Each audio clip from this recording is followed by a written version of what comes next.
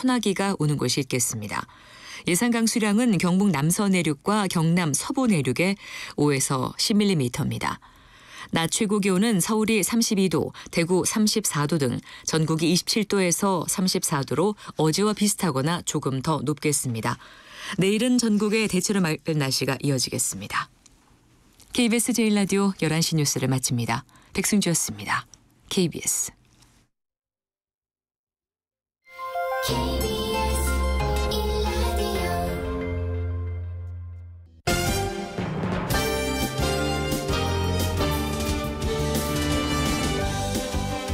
KBS 1라디오 신성원의 오늘 세계는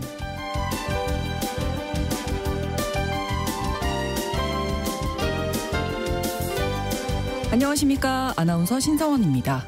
지난 9일 인도에서는 총선 대장정을 마친 모디 총리의 취임식이 있었습니다. 이로써 세 번째 임기가 시작된 건데요. 모디 총리 개인으로서는 자와할랄 네루에 이어서 두 번째로 3연임에 성공한 역사적인 지도자로 남게 됐지만 그가 속한 인도 국민당은 단독 과반에 실패하면서 집권 10년 만에 가장 저조한 성적을 거두게 됐습니다. 이 같은 결과는 모디 총리가 강력하게 추진해온 힌두 민족주의의 한계가 드러난 것이고 민생을 외면한 경제 성장 정책에 대한 심판이었다는 게 전문가들의 분석인데요. 세 번째 임기를 시작한 모디 총리와 인도 국민당의 현실, 잠시 후 글로벌 이슈에서 짚어보겠습니다.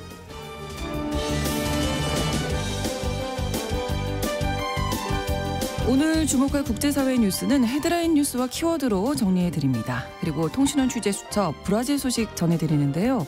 지구에서 우리나라의 정반대에 위치한 브라질에서는 6월 이맘때면 추수감사절 격의 축제가 열린다고 하네요. 그런데 이 축제의 드레스 코드가 독특하다고 합니다. 더 자세한 이야기 통신원 연결해서 알아보겠습니다. 6월 11일 화요일 KBS 1라디오 신성원의 오늘 세계는 시작합니다.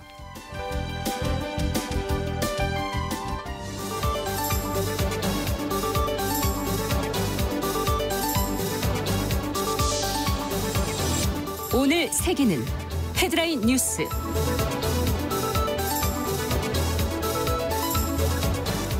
우크라이나 전투기가 러시아 본토 목표물을 타격했습니다.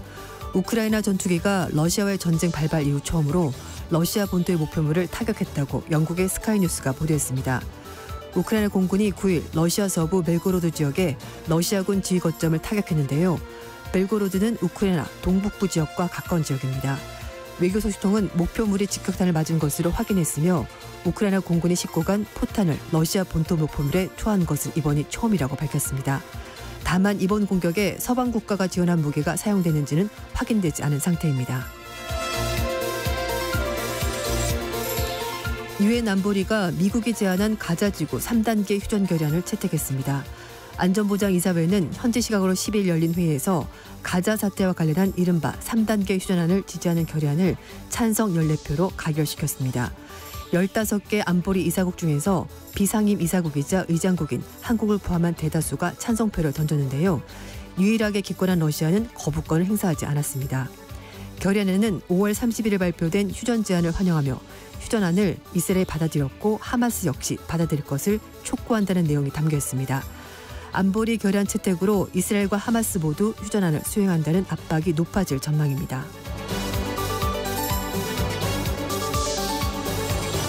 푸틴 러시아 대통령이 북한과 베트남을 방문할 예정입니다. 러시아 매체인 메도모스티는 외교소통을 인용해서 푸틴 러시아 대통령이 이르면 6월 중에 북한과 베트남을 방문할 수 있다고 보도했습니다. 앞서 푸틴 대통령의 북한, 베트남 방문 준비가 진전된 단계라고 러시아 외교부, 외무부 차관이 밝혔는데요.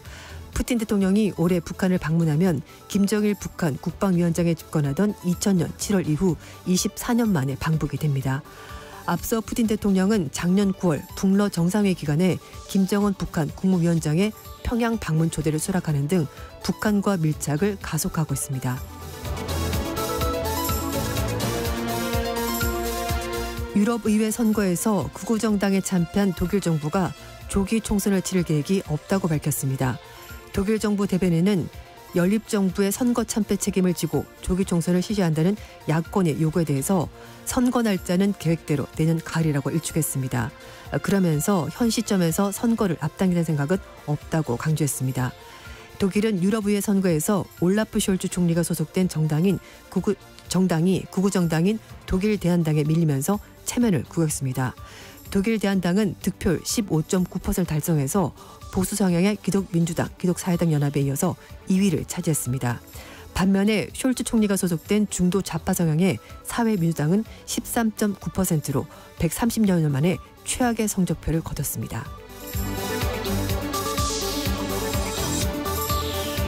유럽연합이 중국산 전기차에 관세를 부과할 예정입니다. 유럽연합이 이번 주 중국산 전기차에 대한 관세 부과 방침을 통지하면서 중국과의 무역 전쟁이 격화될 전망입니다. 영국의 일간지 가디언지는 유럽연합이 이르면 12일 중국산 전기차를 대상으로 한 반보조금 조사를 마치고 중국 측의 상계 관세 부과 방침을 사전 고지할 것이라고 보도했습니다. 유럽연합은 중국 정부가 자국산 전기차에 과도한 보조금을 지급해서 유럽산 제품의 경쟁력이 약화됐다며 작년 10월부터 조사를 들어갔습니다. 가디언지는 11월 유럽연합 회원국들의 지지를 얻으면 중국산 전기차에 대한 영구적인 관세 부과 조치가 적용될 것이라고 전망했습니다.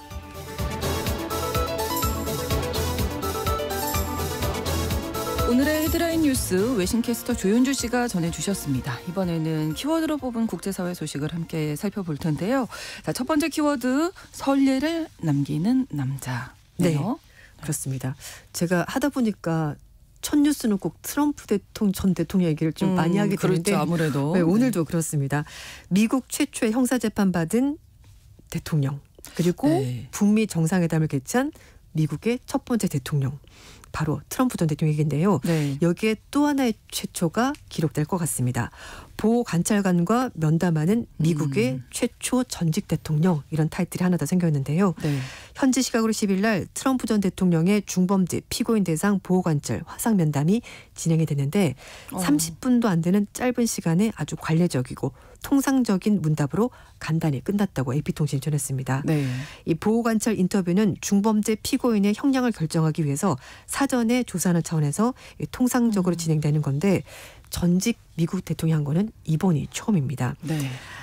보호관찰 인터뷰를 하게 된 거에 대해서 이제 미국 언론도 굉장히 큰 관심을 보였는데 트럼프 전 대통령이 10일 날 플로리다주에 있는 마라로고 자택에서 뉴욕주 보호관찰관과 화상으로 면담을 한다라고 미국 언론들이 일제히 보도했었습니다. 이게 원래는 이제 보호관찰관 인터뷰가 법원에 직접 가서 하는 건데 맞습니다. 트럼프 전 대통령 화상으로 진행이 됐네요.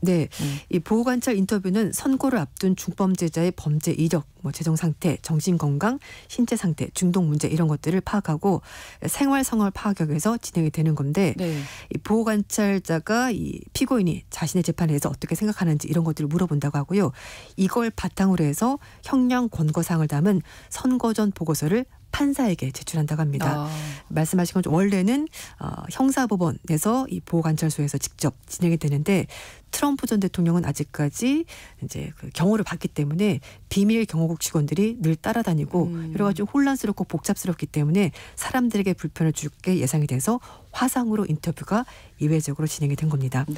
사실 원래는 피고인 입장에서는 보호관찰관을 만나서 좀 좋은 인상도 주고 어떻게 해서든 처벌을 좀 가볍게 받으려고 여러 가지 이유를 설명하는 그런 기회가 될 텐데 30분 만에 짧게 끝났다고 하는 걸 보니까 트럼프 전 대통령이 그렇게 어필하고 싶었던 것이 없었던 것 같습니다. 그리고 특히 이게 변호사가 같이 있을 수가 없는데 이번에 예외적으로 인터뷰할 때 변호사도 같이 배석할 수 있도록 법원이 배려해줬다고 합니다. 그렇군요.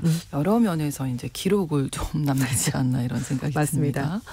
두 번째 키워드 킹메이커가 된 여인. 유럽의회 선거 결과. 어제도 얘기를 많이 하셨는데요. 유럽의회 선거에서 극우 성향 정당인 이탈리아 형제들이 승리한 이탈리아 조르지아 멜로니 총리가 앞으로 5년 동안 유럽연합을 이끌 지도부 구성에 있어서 좀 입김이 세질 것 같습니다. 그래서 킹메이커 역할을 할 거다라는 얘기가 나오고 있는데 일단 잠정 집계긴 합니다만 10일 기준 했었을 때 총리가 소속된 이탈리아 형제들이 28.59%로 득표율 1위를 차지했습니다. 그리고 멜로니 정부의 연정 상대인 포르자 이탈리아당의 득표율이 8.8% 나왔는데요. 차이가 크군요. 그런데 2019년 유럽의회 선거 당시 이탈리아 형제당의 득표율이 6%에 불과했습니다. 5년 만에 비약적인 성장을 한 건데요. 그래서 블룸버그 통신에서는 이탈리아 내 극우 열풍이 상당하다 이제 이렇게 평가를 했습니다. 외신들도 이탈리아 형제당의 승리로 유럽 의회 내에서 멜로니 총리 입지가 더욱더 견고해질 것이다 이렇게 전망했는데요. 블룸버그 통신은 멜로니 총리가 이번 승리를 통해서 유럽 의회에서 중요한 동맹을 결정을 하고 또 연임에 도전하는 폼데어 라이엔 유럽연합 집행위원장의 후임자를 선출하는 데도 굉장히 중요한 역할을 맡게 될 거다라고 전망했습니다. 영국의 가디언지도 멜로니 총리가 유럽의회 선거에서 극우파, 중도파 모두로부터 구애를 받았다면서 킹메이커가 될 것 같다 이렇게 전망했습니다. 만약에 멜로니 총리가 폼데어 라이엔의 유럽 국민당 편에서 이제 선다면은 연임이 거의 확실시되기 때문에 굉장히 큰 파워를 가질 것으로 보입니다. 유럽의 27개 정상들이 오늘 17일 날 비공식 정상회의를 통해서 이번 선거 결과를 바탕으로 해서 차기 유럽연합 지도부를 구성하게 되고요.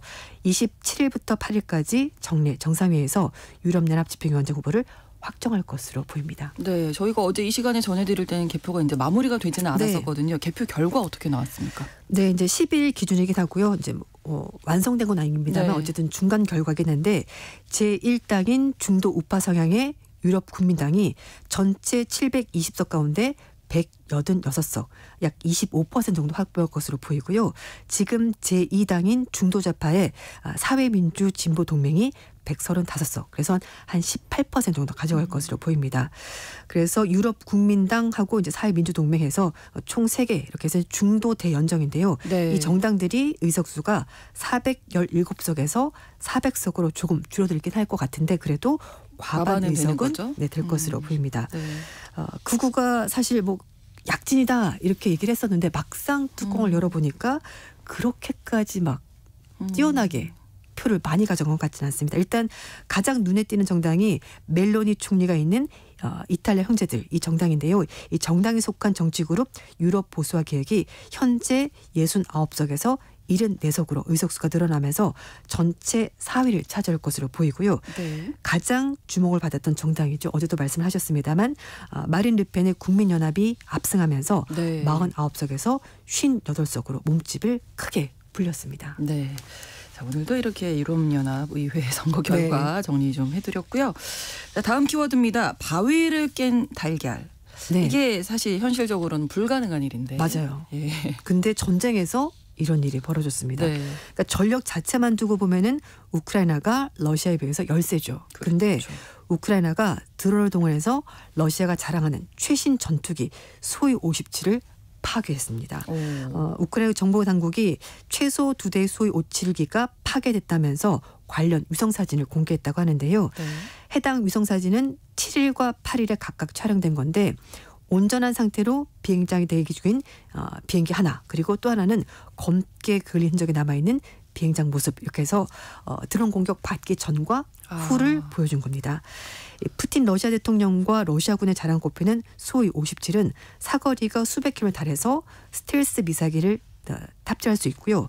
그래서 특히 성능이 굉장히 뛰어나서 미국의 F-22, F-35와 함께 5세대 전투기로 불리는 최첨단 전투기입니다. 그런데 우크라이나 국방부에 따르면 해당 전투기가 전선에서 무려 590에 떨어져 있는 러시아 아스트라한의 비행장에서 우크라이나군의 드론 공격받고 파손됐다는 건데요. 이 아스트라는 러시아 서남부 카스피아 연안 지역이고 러시아가 현재 점령하고 있는 크림반도에서 상당히 멀리 떨어져 있는 본토 지역이라고 합니다. 자, 우크라이나에서 이제 이번 사진을 공개를 한 거잖아요. 네, 맞아요. 이게 이제 사실로 확인이 되면 사실 러시아로서는 이렇게 자랑스럽게 생각했던 전투기였기 때문에 자존심에 좀 상처를 입지 않을까 싶네요. 뭐 상대방 전투기로 공격받은 것도 아니고 드론기로 파손을 받았다는 것 때문에 좀 엄청난 사건이 될 것 같은데 특히 우크라이나 드론이 러시아 내부 깊숙한 곳까지 공격했다는 점이 입증이 된다면 정말 자존심을 완전히 구기는 것이고 특히 저가의 드론이 러시아군의 고가의 자산을 파괴했다. 이런 선례로 남게 될 것 같습니다. 미국의 CNN 방송은 우크라이나 드론 공격은 러시아에게 갈수록 큰 문제가 되고 있다라고 짚었는데요. 흑해에서 러시아 군함을 침몰시키거나 피해를 입히는 데도 성공했고 러시아군의 탱크, 장갑차도 전장에서 우크라이나의 드론 때문에 희생이 되고 있다라고 전했습니다. 미국의 외교정책 연구소에 따르면 소위 57의 대당 가격이 3,500만에서 5,400만 달러, 우리 돈으로 482억 원에서 743억 네. 5천만 원. 네. 수백억 원 하는 예. 전투기를 드론이 파괴를 한 건데요. 앞에서 말씀드린 것처럼 이제 우크라이나 전투기가 이제 러시아 전쟁 발발한 이후에 러시아 본토 목표부를 타격해서 러시아가 이래저래 큰 타격을 받고 있습니다. 예. 이제 뭐 사실 확인이 돼야 되는 건데 네. 예, 아직은 우크라이나 측에서 주장하는 거다라고 말씀드리겠습니다. 네, 네 번째 키워드입니다. 초심을 잃으면 안 됩니다. 이거 뭐 저는 항상 명심하려고 노력하는 부분인데 어떤 이야기일까요? 네. 초심을 잃으면 안 됩니다. 네, 지금 태국 얘기인데요. 외국인 관광객에게 입국세를 받으려고 했었는데 네네. 업계가 반발하면서 이걸 태국 정부가 철회했다고 합니다. 태국 총리가 지난 9일 날 외국인 관광객에게 입국할 때 1인당 300바트, 우리 돈으로 11,000원 정도 입국세를 받으려고 했는데 이걸 네. 철회한다고 밝혔습니다. 세타 총리는 입국비를 받게 되면 단기 수입은 물론 늘어나겠지만 넓게 장기적으로 본다면은 이걸 받지 않는 것이 더 많은 관광객들이 태국에 와서 쇼핑을 하게 될 것이고 그러면 경제가 더 잘 돌아갈 것이다 이렇게 설명했습니다. 네. 앞서서 이전 정부 이제 프라유트 찬오찬 총리가 이끄는 전 정부 시절에 관광지 개선과 여러 가지 뭐 사망 사고 보험료를 충당하겠다면서 입국세 진수를 추진했었고 이게 이제 이번 정부까지 넘어오게 된 겁니다. 그렇군요. 업계에서 이제 반발을 한 건데 네, 맞아요. 당연히 반발을 하겠죠. 이제. 근데 사실 요즘 오버 투어리즘 때문에 워낙 맞아요. 많이 네, 오니까 전 세계적으로 이런 걸 예. 걷어서라도 좀 뭔가 뭐 기반 시설도 좀 확충을 하고 보래야 된다고 얘기를 하는데 코로나19 때문에 사실은 관광업계가 거의 무너졌습니다. 그렇죠. 네, 그래서 이 위기에 빠졌던 관광업계가 이제 코로나19가 끝나면서 회복세로 돌아서었고요. 그래서 이제 이런 상황에서 오히려 입국세를 거두게 되면 외국인들이 싫어할 거다. 그러니까 네. 굳이 이 시기에 할 필요가 없다라고 말하면서 관광업계가 이걸 좀 연기해 달라고 얘기를 했고요. 결국 이게 정부가 바뀌면서 넘어가게 된 겁니다. 네. 태국에서는 관광업이 직간접적으로 GDP 대비 거의 20% 차지하는 핵심적인 산업인데요. 그렇죠. 코로나19 대유행 기간 동안에 관광객 수가 거의 100분의 1까지 줄었습니다. 그때는 거의 움직임이 없었으니까요. 네. 관광하러 갈 생각도 못 그리고 했었죠. 사실 태국 같은 데는 네. 가격 부담이 없기 때문에 네, 정말 많은 사람들이 갔었거든요. 그런데 이게 그렇죠. 확 줄어들었고 그래서 이게 점점 올라오면서 작년에 외국인 입국객 수가 뭐 코로나19 유행하기 전보다는 안 되긴 합니다만 2,800만 명 정도 들어왔고요. 올해 정부 목표가 이제 3,500만 명까지 올리겠다. 이제 그 전에 4천만 명까지 왔었다고 합니다. 그래서 그렇군요. 이제 이 정도까지 하겠다고 했는데 그러니까 지금 좀 관광객 온다고 초심 잃어버리고 입국세 대라 이렇게 하면은 좋지 않을 거라는 거죠. 그래서 네. 태국이 지난 1일자로 무비자 허용 국가도 확대를 하고요. 네. 유학생 등에 대해서는 체류 기간 연장해주고 의료보험 한도도 완화해주면서 입국할 때 여러 가지 불편한 것 좀 없애서 관광 산업을 좀 더 활성화하겠다라고 입장을 바꿨습니다. 네. 다음 키워드는 전지적 개발자 시점이라고 물음표를 또 네. 쓰는데요. 어떤 이야기일까요? 인공지능 AI 얘기군요. ChatGPT. 네. 뭐 얘기하는데 빠지지 않습니다. 거의 매일 듣는 것 같아요. 맞아요. AI 얘기는. 진짜 매일 뉴스가 네, 나오고 네. 있는데요. 사실 많은 사람들이 관심을 가지고 있고 그 AI 그렇죠. 기술이 어디까지 발전할까 뭐 이번이 투자 기회다 이런 얘기 많이 하는데요. 네. 또 한편에서는 AI 윤리에 대해서도 관심을 많이 가져야 된다는 전문가들 지적이 나오고 있습니다. 그렇죠. 제24회 세계 지식 포럼 AI 윤리 어떻게 하나 혁신과 책임 사이에서라는 그런 이제 회의가 있었고 여기에 한 세션에서 AI 개발 활용 과정에서 윤리가 굉장히 중요하다 이런 주장이 나왔습니다. 마거릿 미첼 허긴페이스 수석 윤리 과학자가 AI 훈련 과정에서 인종주의, 고정관념 등 여러 가지 편견들이 개입될 수 있다라고 주장을 했는데요. 이 데이터가 전 세계에 거쳐서 고르게 추출되지 않는 것이 문제다 이렇게 지적을 했습니다. 왜냐하면 이 AI 개발자들 중에서 미국 남성들이 꽤 많이 있다고 합니다. 그러니까 아무래도 자료를 뽑거나 자기가 뭔가 프로그램을 할 때 생각이 좀 네. 들어가게 된다는 거죠. 그래서 이런 것들이 뭐 의도적인 건 아니지만 네, 특정 인종, 네, 특정 성별이기 때문에 맞아요. 그럴 수 있다. 자연스럽게. 네, 그래서 이 세션에 참가한 또 다른 업계 관계자도 우리의 AI 목표는 정확한 답을 얻는 것뿐만 아니라 윤리적인 답변을 얻는 것도 굉장히 중요하다라고 지적을 하면서 네. 이 과정에서 이제 개별적인 여러 가지 다양성 굉장히 중요하다라고 강조했습니다. 그래서 다양한 배경을 갖고 있는 사람들이 네. 개발에 참여할 때 윤리적으로 건전한 제품을 만들 수 있지 않겠는가 이렇게 조언했다고 합니다. 기술이 어디까지 발전해야지 뭐 네. 이런 면도 중요하지만 네. 진짜 윤리적이면 뭐 다양성을 담는 것 요즘엔 정말 중요하게 그리고 생각해야 이제 할 것 우리가 같습니다. AI 그러면 다 알고 예. 정답을 말해주고 네. 정확할 거라고 생각하지만 아마 믿을걸요? 그 네. AI의 말을. 그렇죠. 근데 그 개발하는 과정에 사람이 개입이 된다는 거죠. 그렇죠. 그래서 다양성이 굉장히 중요하다라고 그 얘기하는 것 부분도 같습니다. 함께 생각을 해봐야겠습니다. 다음 키워드는 오해 때문에 벌어진 일이 있었어요. 이건 업체 측 주장이고요. 아, 네. 아, 여기도 물음표가 있었군요. 네, 네. 업체 측의 주장인데 이거는 이제 스타벅스 얘기입니다. 아, 요즘에 네. 워낙 뭐 다 물가가 오르긴 했습니다만 커피 가격도 상당히 많이 올랐는데 그래서 네. 미국의 아이다호주에 살고 있는 한 주민이 평소에 모카 커피를 즐겨 마셨다고 합니다. 네. 이 매장에서. 근데 최근에 이 가격이 $6까지 올라갔다고 해요. 8,000원이 넘는 거죠. 그래서 도저히 이 돈 내고까지는 내가 못 마시겠다 이제. 커피 예. 한 잔 8,000원. 그래서 집에서 커피를 내려서 마시거나 아니면 좀 대형 체인점 말고 좀 소규모 체인점은 네, 좀 싸거든요. 네. 그래서 그렇죠. 좀 바꿔야 되겠다라고 말을 하고 있는데 영국의 BBC와 미국 언론들은 인플레이션 시달렸던 소비자들이 이제 지갑을 닫으면서 이런 대형 커피 체인이 고전을 면하지 못하고 있다라고 얘기를 하고 있는데요. 미국에서 최소 1년 이상 영업한 점포의 매출이 3% 정도 줄었다고 합니다. 실제로. 그런데 2009년 금융위기 그리고 코로나19 대유행 기간 이후에 가장 큰 폭으로 매출이 줄어든 거라고 합니다.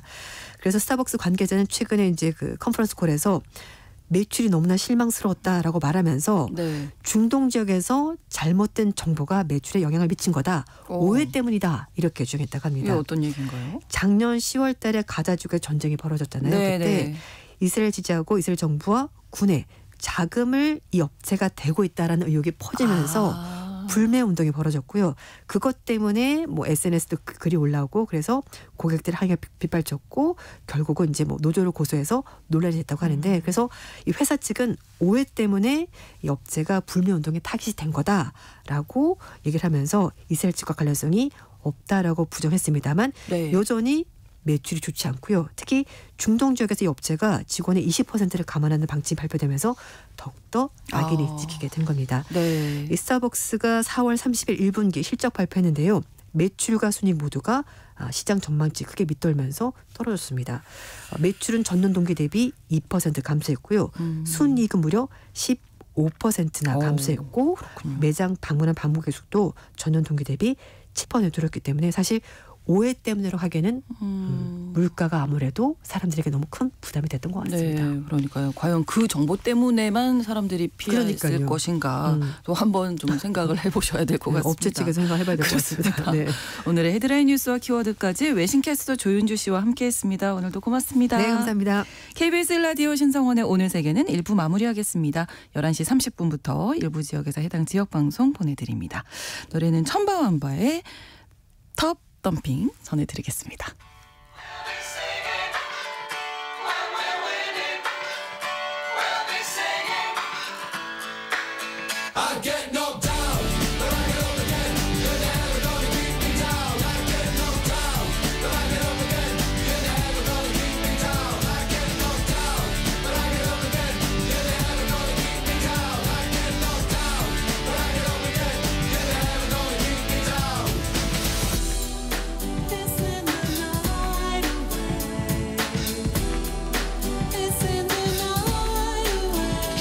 He drinks a whiskey drink, he drinks a vodka drink, he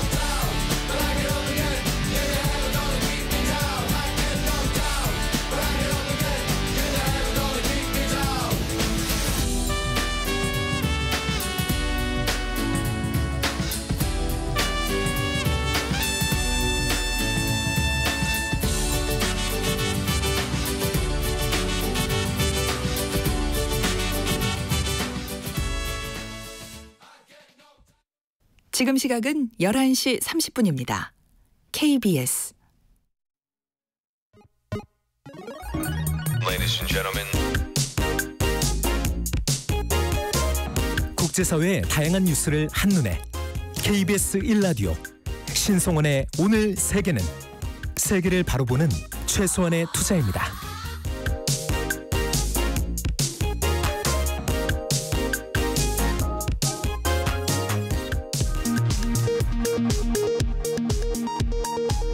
이 시각 라디오 정보센터 뉴스입니다. 북한군이 지난 9일 군사분 계선을 넘어왔다가 우리 군의 경고 사격에 퇴각했다고 합동참모본부가 밝혔습니다. 합참은 우리 군의 경고 사격 후 북한군이 즉각 북상한 것 외에 특이 동향은 없었다고 설명했습니다. 국민의힘은 더불어민주당 소속 의원 11명이 상임위원장으로 단독 선출된 데 대해 협치를 외면한 대가는 혹독할 것이라고 경고했습니다. 국민의힘은 우원식 국회의장 사퇴 촉구 결의안을 제출했습니다. 박찬대 더불어민주당 원내대표는 어제 민주당 단독으로 구성된 11개 상임위원회를 즉시 가동하고 부처 업무보고부터 요구하겠다고 밝혔습니다. 박 원내대표는 업무보고 불응 시 청문회를 추진하겠다고 말했습니다. 불법 대북 송금 공모와 뇌물 등의 혐의로 지난 7일 징역 9년 6개월을 선고받은 이화영 전 경기도 평화부지사의 판결문 열람이 당분간 제한됩니다. 판결문에는 2급 비밀 등으로 분류된 국가정보원 문건 내용이 상당 부분 담겨 있는 것으로 알려졌습니다. 4월 경상수지가 2억 9천만 달러 적자로 집계됐습니다. 원자재 등의 수입이 늘면서 상품 수지 흑자 폭이 줄고 대규모 외국인 배당 등 배당 소득이 적자를 내면서 지난해 4월 이후 1년 만에 적자로 돌아섰습니다. 학교폭력 피해자 유족의 변호를 받고도 재판에 출석하지 않아 패소한 권경의 변호사에 대해 법원이 피해자 유족에게 5천만 원을 배상하라고 판결했습니다. 학교폭력 소송 패소 판결이 확정된 지 1년 6개월 만입니다. 어제 대구와 울산, 영남 일부 내륙 지역에 올여름 첫 폭염주의보가 내려진 데 이어 오늘은 폭염주의보가 경기도와 전남 일부 지역으로 확대됐습니다.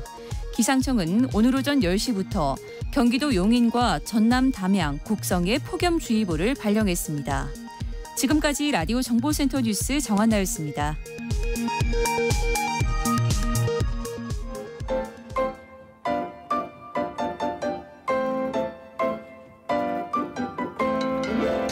통신원 취재 수첩.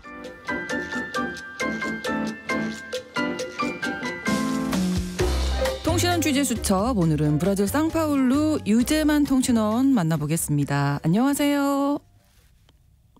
안녕하세요. 유재만 통신원 연결돼 있습니다.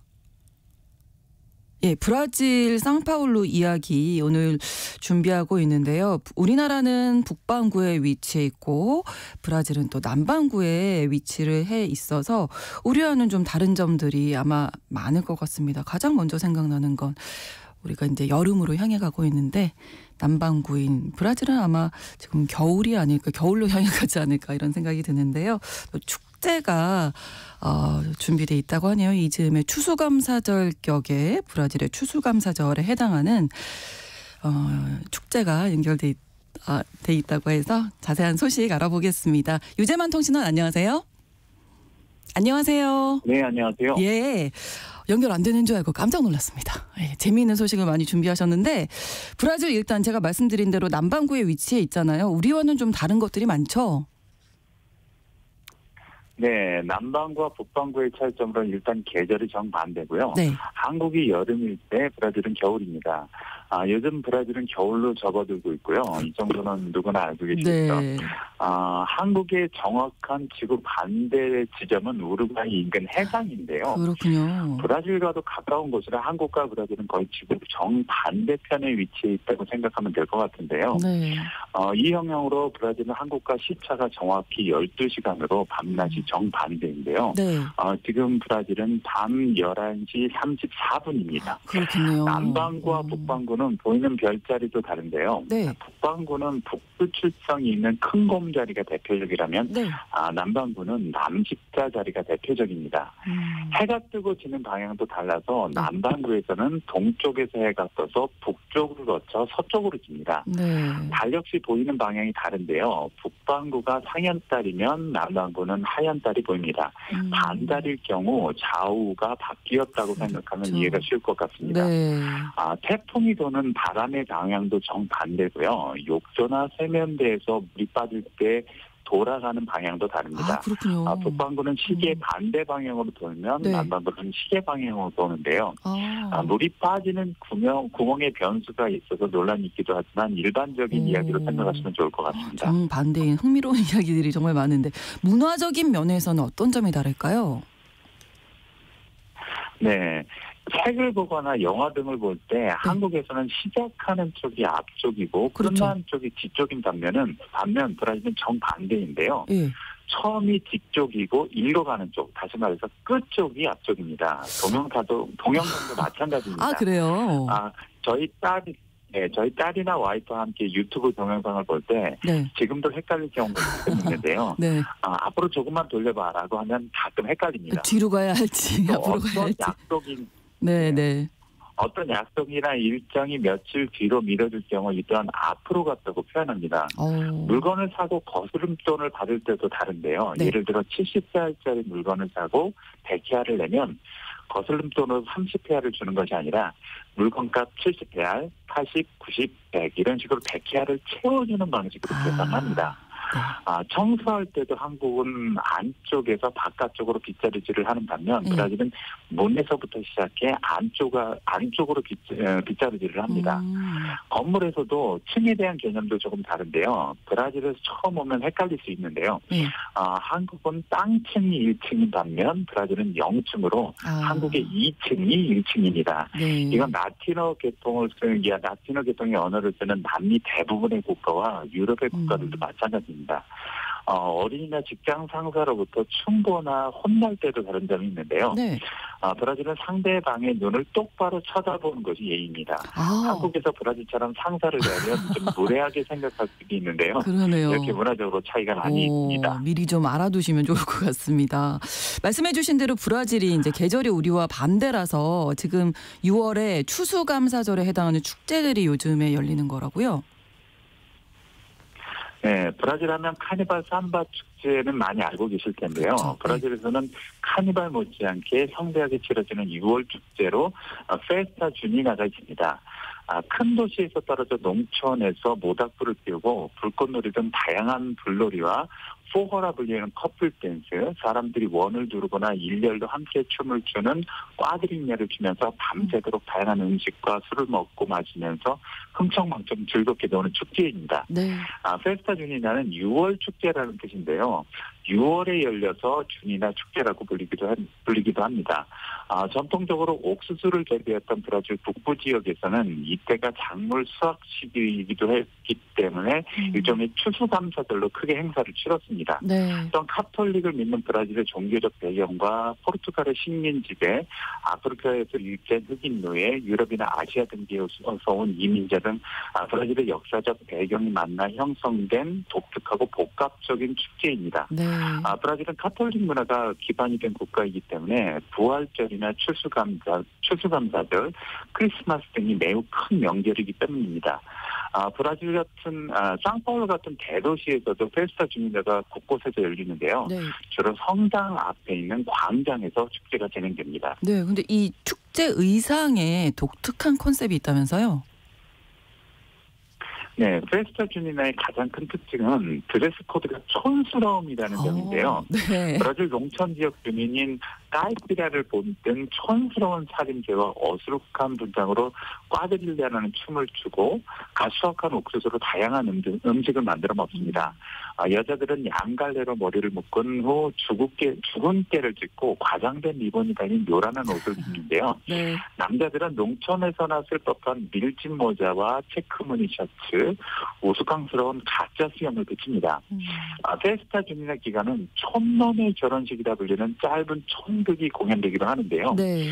임신한 젊은 여자와 남자와의 좌충우돌 결혼 이야기로 남자가 결혼을 회피하기 위해 이리저리 도망다니는 내용이 주된 재미 요소입니다. 네. 연극이 끝난 후 다 같이 춤을 추며 축제를 즐깁니다. 축제 기간에는 브라질 전역의 학교, 성당 등 다양한 단체에서 페스타 주니나 행사를 마련하고 있어 축제 기간 내내 어딜 가든 흥겨운 분위기가 끊이질 않습니다. 네, 페스타 주니나 소개를 해주셨고 브라질 하면 우리가 이제 흔히 거대한 그 예수상 생각나거든요. 근데 이 예수상이 우리 전통 의상이죠. 한복을 입었다면서요? 이거 엄청나게 큰데 어떻게 입혔을까요? 네, 브라질 리오데자네이루에 위치한 브라질의 대표적 상징물인 예술상이 지난 7일 밤 한복을 곱게 차려입었는데요. 네. 높이 30m의 거대 예술상에 한복 이미지를 투사하는 프로젝션 매칭으로 파란 한복을 입혔습니다. 네. 이는 한국과 브라질 양국 수교를 기념하는 행사의 일환으로 진행된 것인데요. 문화체육관광부와 브라질 한국문화원, 진주시 등이 현지 기관과 협력해 진행됐습니다. 리우 예수상이 다른 나라의 전통 의상을 입은 것은 이번이 처음이라고 하는데요. 네. 9일부터 브라질에서 열리는 한국 데뷔 전시회와 오는 11월 브라질 G20 정상회의의 성공적 개최를 기원하기 위해 기획되었다고 합니다. 네, 오늘 다양한 소식 고맙습니다. 네, 감사합니다. 네, 브라질 상파울루에서 유재만 통신원이었습니다.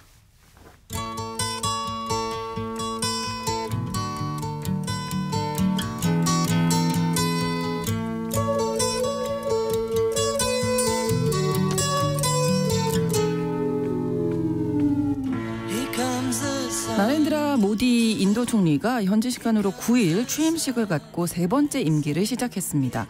하지만 집권 인도 국민당이 10년 만에 과반 의석 확보에 실패하면서 국정 장악력은 약화될 것으로 보이는데요. 예상보다 이렇게 저조한 성적을 받은 이유는 무엇이고 인도의 대내외적인 과제는 무엇인지 오늘 글로벌 이슈에서 살펴보겠습니다.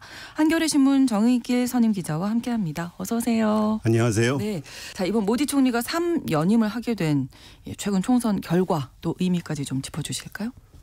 모디 총리는 소속당인 인도 국민당이 소속된 여권 정치연합이 이번 총선에서 과반 의석을 확보해서 3연임에 성공했습니다. 네. 3연임은 인도에서 인도 독립의 아버지, 건국의 아버지라는 네루 전 초대 총리 이후 처음입니다. 네. 큰 업적이죠. 그렇죠. 하지만 이번 총선에서 모디의 인도 국민당의 선거 결과는 기대 이하였습니다.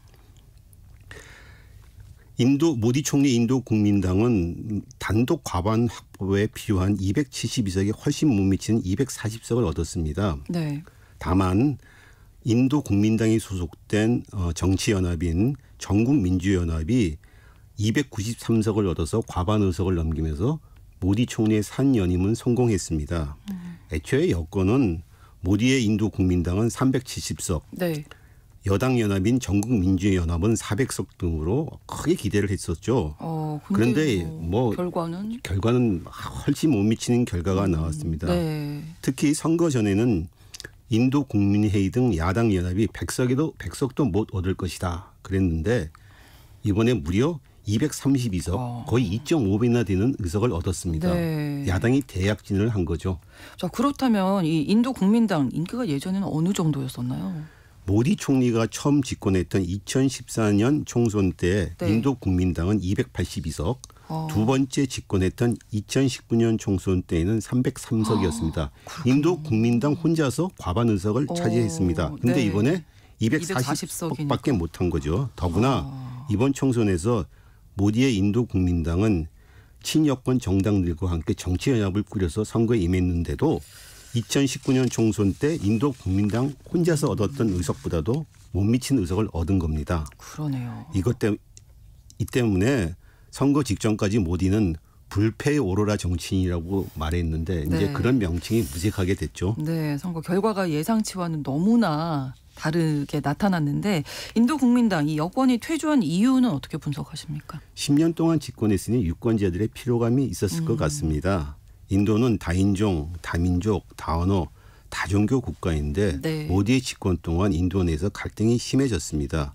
특히 인도 국민당의 힌두 민족주의 때문에 네. 힌두교도와 무슬림 사이의 종교적 갈등이 아주 첨예화됐습니다. 인도 국민당은 1980년에 창당됐는데 네. 힌두 민족주의를 내걸었습니다.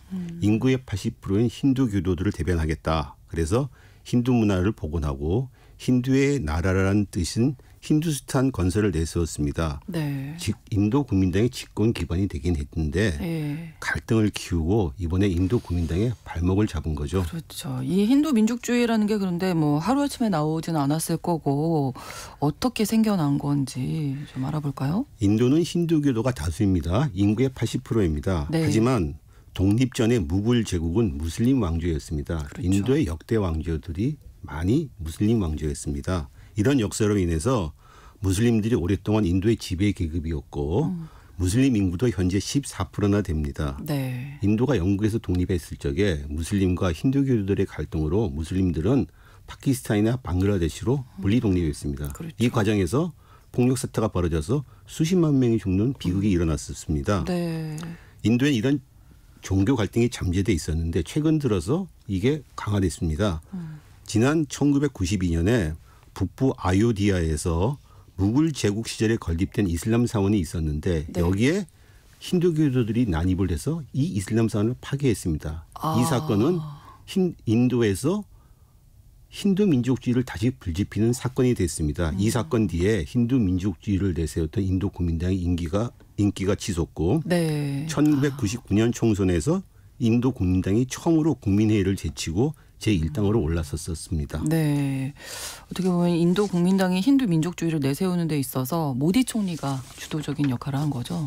모디 총리는 인도 북서부에 있는 상업교역지인 구자라트주의 총리 출신입니다. 네. 주 총리를 할 때나 연방정부 총리를 할 때나 집권 전후 내내 힌두 제일주의를 표방하는 힌두 민족주의를 부추겼습니다. 네. 이것이 인도 국민당의 집권 기반이 되긴 했으나 다종교 국가인 인도 내에서 갈등을 심화시킨 원인이 안 될 수가 없겠죠. 그렇죠. 네. 인도는 독립 이후 여러 종교인들이 사는 종교가 있는 현실을 반영해서 그런 종교에 구애되지 않는 세속주의를 국가 통치의 원리로 삼았습니다. 네. 모디의 인도 국민당 집권 이후 이런 세속주의가 심각하게 침식됐다고 볼 수 있습니다. 그렇다면 이제 힌두 민족주의에 대해서 비판하는 움직임도 좀 있겠는데요. 당연하죠. 인도 내에서. 인도 국민회의 등 야당은 이런 인도 국민당의 힌두 민족주의 노선이 무슬림 등 소수 민족들에 대한 차별과 배제를 낳고 네. 또 인도의 세속주의가 침식되고 있다고 비판했습니다. 이번 선거에서 이런 대여 공세를 통해서 소수의 주민이나 세속주의 침식을 우려하는 주민들의 지지를 끌어모았습니다. 네. 결국 이번 선거에서 인도 국민당이 부진한 결과를 얻은 것은 힌두 민족주의 때문에 인도 내에서 커지는 갈등, 여기에 대한 주민들의 피로감, 반발 이런 것이 반영됐다고 볼 수 있겠습니다. 네. 그런데 뭐 사실은 힌두교도가 전체 인구의 80%다 그렇죠. 이렇게 네. 말씀을 하셨고 무슬림 같은 경우 소수 주민들인데 여기에서 힌두 민족주의 반대했다고 이런 결과가 나왔을까? 뭐 다른 또 이유를 찾아본다면 어떤 게 있을까요? 모디의 인도 국민당이 10년 동안 집권한 이유 중에 하나는 힌두 민족주의가 분명히 있는데 또 하나는 양호한 경제 성장이 있었습니다. 아, 경제가 좋았군요. 네. 네. 그런데 이 경제 성장을 하면서 인도 내에서 상대적 불평등이 더 심해지고 불만도 커졌습니다. 시장 경제 확대로 인도가 양적 성장은 이루었으나 인도의 고질적인 사회 경제적 문제인 소득 격차 불평등이 심화됐습니다. 이런 불평등에 대한 불만이 이번 선거에서 표심으로 나타났죠. 네. 그러면 인도 안에서의 그 사회 경제적인 불평등 어느 정도나 심각한 상황인가요? 소득 상위 1%. 네. 이 사람들의 그 전체 국가 전체 자산에서 비중이 40%나 된다고 합니다. 아. 그리고 소득 상위 1%의 수입은 전체 국가 수입에서 한 22% 정도가 된다고 합니다. 네. 아주 극단적인 빈부격차입니다. 하위 20%의 수입은 지금 점점 더 감소하고 있고요. 네. 또 인도 청년 15세 24세의 실업률은 18% 수준입니다. 경제협력개발기구의 평균 실업 청년 평균 실업률 10%보다도 거의 2배 가까이 됩니다. 네. 더 큰 문제는 인도의 빈곤율입니다. 인도의 빈곤율은 2005년, 2006년 조사에서 55%가 됐는데 2019년, 2021년 조사에서는 16%로 많이 줄긴 했습니다. 네. 하지만 인도의 1인당 국민소득은 2,730달러, 우리나라 돈으로 약 375만 원입니다. 여전히 낮습니다. 세계 135위에 불과합니다. 더 큰 문제는 하루 2달러 미만, 우리나라 돈으로 한 2,600원 정도 되겠나요? 네. 생활하는 극빈층 인구가 최소 8천만 명이라고 합니다. 빈곤층이 여전히 한 4억 명 정도 되고요. 네. 모디의 2기 집권 동안 코로나 팬데믹이 만연했습니다. 네. 그때 약 1억 한 2천만 명이 실직을 했다고 합니다. 그것 때문에 1억 4천만 명의 인도인들이 극빈층으로 전락했습니다. 즉 무슨 얘기냐면 세계은행이 정한 세계 빈곤 수준은 하루 생계비가 한 3.2달러, 우리나라 돈으로 한 4천 원 정도 됐는데요. 네. 이 하루에 4천 원을 못 쓰는 사람들이 인도에서 1억 4천만 명이 된다는 거죠. 그러니까 빈부격차가 너무나 극단적으로 심각하다. 네. 근데 저희가 이 프로그램 하면서 가장 많이 최근에 듣는 얘기는 인도가 경제 대국으로 앞으로 뭐 세계 3위까지 올라갈 것이다. 이런 얘기도 많이 들었거든요. 지금 좀 발전은 하고 있는 상황인 건가요? 경제 성장이 빠르게 되고 있습니다. 사실입니다. 네. 그것은 모디 총리 집권 직전부터 인도가 이제 인도 국민회의 시절에 사회주의 경제 체제에서 시장 경제를 확대하면서 네. 시작됐습니다. 모디 총리가 처음 집권한 2014년부터 10년간 연평균 성장률이 7%에 이릅니다.